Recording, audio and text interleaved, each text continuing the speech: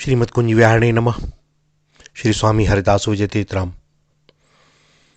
भक्तिराज उपमन्यु परम शिव भक्त, वे तत्व के ज्ञाता महर्षि व्याघ्रपाद के बड़े पुत्र थे। एक दिन बालक उपमन्यु ने अपनी माता से दूध मांगा। घर में दूध था नहीं, सो माता ने चावलों का आटा जल में घोलकर बालक उपमन्यु को दे दिया। उपमन्यु एक बार अपनी ननिहाल में मामा के घर दूध पी चुके थे, अतः वह जानते थे कि दूध का स्वाद कैसा होता है। सो उन्होंने माँ से कहा, माँ यह तो दूध नहीं है। माँ अपने पुत्र से झूठ कैसे बोलती। उन्होंने कहा, बेटा तू सत्य कहता है, यह दूध नहीं है। नदी किनारे वनों और पहाड़ों की गुफाओं में जीवन बिताने वाले हम तपस्वी लोगों के यहाँ भला दूध कहाँ से मिल सकता है। हमारे तो सर्वस्व श्री शिवजी महाराज हैं। तू यदि दूध चाहता है तो उन जगन्नाथ श्री शिवजी को प्रसन्न कर, वे प्रसन्न होकर तुझे दूध भात देंगे। माँ की बात सुनकर बालक ने पूछा, माँ भगवान शिव कौन हैं, कहाँ रहते हैं, उनका कैसा स्वरूप है, मुझे वे किस प्रकार मिलेंगे और किस प्रकार प्रसन्न होंगे। बालक उपमन्यु के भोले भाले सरल वचनों को सुनकर स्नेहवश माता की आंखों में आंसू आ गए। फिर माता ने उसे शिव तत्व बतलाया और कहा, तू उनका भक्त बन, उनमें मन लगा, उनमें विश्वास रख, एकमात्र उनकी शरण हो जा, उन्हीं का भजन कर, उन्हीं को नमस्कार कर। इस प्रकार करने से वे कल्याण स्वरूप निश्चय ही तेरा मंगल करेंगे। नमः शिवाय इस मंत्र के द्वारा तू उन्हें प्रसन्न कर सकता है। अपनी माँ से उपदेश पाकर बालक उपमन्यु शिव को प्राप्त करने का दृढ़ संकल्प लेकर कुटिया से निकल पड़े। वन में जाकर प्रतिदिन नमः शिवाय मंत्र के द्वारा वन के पत्र पुष्पों से भगवान शिव की पूजा करते और शेष समय मंत्र जप करते हुए कठोर तप करने लगे। वन में अकेले रहने वाले तपस्वी उपमन्यु को कुछ बुरी आत्माओं ने बहुत सताया, भय दिया, परंतु उपमन्यु के मन में न तो भय हुआ और न ही विघ्न करने वालों के प्रति क्रोध ही। वे उच्च स्वर से नमः शिवाय मंत्र का कीर्तन करने लगे और इस पवित्र मन के प्रभाव से महर्षि मरीचि के शाप से जो बुरी आत्माएं पिशाच योनि को प्राप्त हुई थीं, उपमन्यु के तप में विघ्न करने वाले वे सभी पिशाच योनि से छूटकर पुनः मुनिदेह को प्राप्त हो कृतज्ञता के साथ उपमन्यु की सेवा करने लगे। तदंतर देवताओं के द्वारा उपमन्यु की उग्र तपस्या का समाचार सुनकर सर्वांतर्यामी भक्तवत्सल भोलेनाथ भगवान शंकर भक्त का गौरव बढ़ाने के लिए और उसके अनन्य भाव की परीक्षा करने की इच्छा से इंद्र का रूप धारण करके श्वेत वर्ण ऐरावत पर सवार होकर उपमन्यु के समीप पहुंचे। मुनि कुमार भक्त श्रेष्ठ उपमन्यु ने इंद्र रूपी भगवान को देखकर धरती पर अपना मस्तक झुकाकर प्रणाम किया और कहा, देवराज आपने कृपा करके मेरे समीप पधार कर मुझ पर बड़ी कृपा की है, बतलाइए मैं आपकी क्या सेवा कर सकता हूँ। इंद्र रूपी भगवान शंकर ने प्रसन्न होकर कहा, हे सुव्रत, तुम्हारी इस तपस्या से मैं बड़ा प्रसन्न हूँ। तुम मुझसे मनमाना वर मांगो, तुम जो कुछ मांगोगे वही मैं तुम्हें दूंगा। इंद्र की बात सुनकर उपमन्यु ने कहा, देवराज आपकी बड़ी कृपा है, परंतु मैं आपसे कुछ भी नहीं चाहता। मुझे न तो स्वर्ग चाहिए और न ही स्वर्ग का ऐश्वर्य। मैं तो भगवान शंकर का दासोदास बनना चाहता हूँ। जब तक वे प्रसन्न होकर मुझे दर्शन नहीं देंगे तब तक मैं तप को नहीं छोड़ूंगा।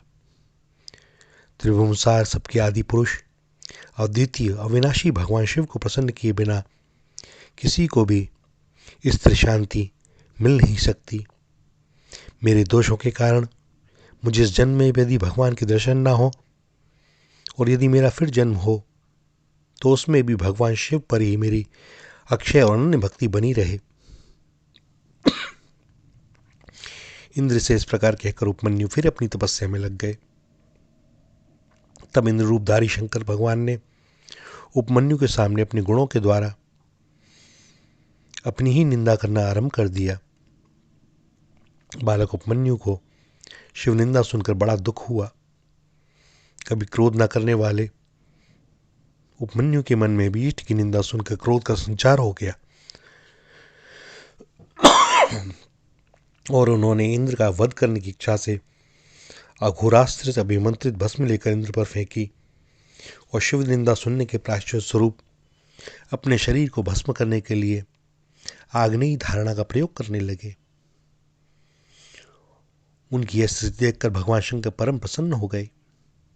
भगवान के आदेश से आग्नेयी धारणा का निवारण हो गया और नंदी ने अघोरास्त्र का निवारण कर दिया। इतने में उपमन्यु ने चकित होकर देखा कि ऐरावत हाथी ने चंद्रमा के समान सफेद कांति वाले वृषभ का रूप धारण कर लिया और इंद्र की जगह भगवान शिव अपने दिव्य रूप में भगवती जगत जननी उमा के साथ विराजमान हैं। वे करोड़ों सूर्यों के समान तेज से आच्छादित और करोड़ों चंद्रमाओं के समान सुशीतल सुधामय किरण धाराओं से घिरे हुए हैं। उनके शीतल तेज से सब दिशाएं प्रकाशित और प्रफुल्लित हो गईं। अनेक प्रकार के सुंदर आभूषण पहने हुए थे। उनके उज्ज्वल सफेद धवल वस्त्र थे। सफेद फूलों की सुंदर माला उनके गले में थी। श्वेत मस्तक पर चंदन लगा था। श्वेत ध्वजा थी। श्वेत ही यज्ञोपवीत था। धवल चंद्रयुक्त मुकुट था। सुंदर दिव्य शरीर पर स्वर्ण कमलों से गुथी हुई और रत्नों से जड़ी हुई माला सुशोभित हो रही थी। भगवती माँ उमा की शोभा भी अवर्णनीय थी। ऐसे देव मुनि वंदित भगवान शंकर के माता उमा के साथ दर्शन प्राप्त करके उपमन्यु की हर्ष का पारावार न रहा। उपमन्यु गदगद कंठ से प्रार्थना करने लगे। भक्त की निष्कपट और सरल प्रार्थना से प्रसन्न होकर भगवान शंकर ने कहा, बेटा उपमन्यु, मैं तुझ पर प्रसन्न हूँ। मैंने भली भांति परीक्षा करके देख लिया, तू मेरा अनन्य और दृढ़ भक्त है। बता, तू क्या चाहता है? और यह याद रख कि तेरे लिए मुझको कुछ भी अदेय नहीं है। भगवान शंकर के स्नेह भरे वचनों को सुनकर उपमन्यु के आनंद की कोई सीमा न रही। उसके नेत्रों से आनंद के आंसुओं की धारा बहने लगी और उसने गदगद कंठ में स्वर में कहा, नाथ, आज मुझे क्या मिलना बाकी रहा? मेरा यह जन्म सदा के लिए सफल हो गया।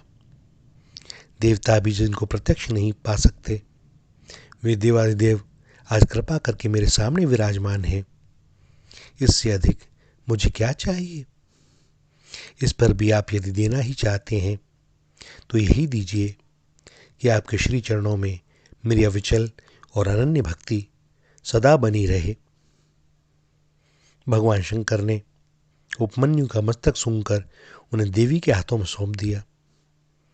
देवी ने भी अत्यंत स्नेह से उनके मस्तक पर हाथ रखकर उन्हें अविनाशी कुमार पद प्रदान किया। तदनंतर भगवान शिव ने कहा, बेटा, तू आज अजर, अमर, तेजस्वी, यशस्वी और दिव्य ज्ञान युक्त हो गया। तेरे सारे दुखों का सदा के लिए सर्वनाश हो गया। तू मेरा अनन्य भक्त है। यह दूध भात की खीर ले। और यह कहकर भगवान शंकर अंतर्ध्यान हो गए। उपमन्यु ने ही भगवान श्री कृष्ण को शिव मंत्र की दीक्षा दी थी। भैया, भगवान भोलेनाथ की कृपा से क्या असंभव है? जो उनके भक्त हों उनके लिए कुछ भी प्राप्त करना दुर्लभ नहीं है। वे हैं ही ऐसे, अपने पास कुछ रखते नहीं और उनसे जिसको जो चाहिए उसे वह प्रदान करते हैं। श्री राधा, श्री राधा, श्री राधा।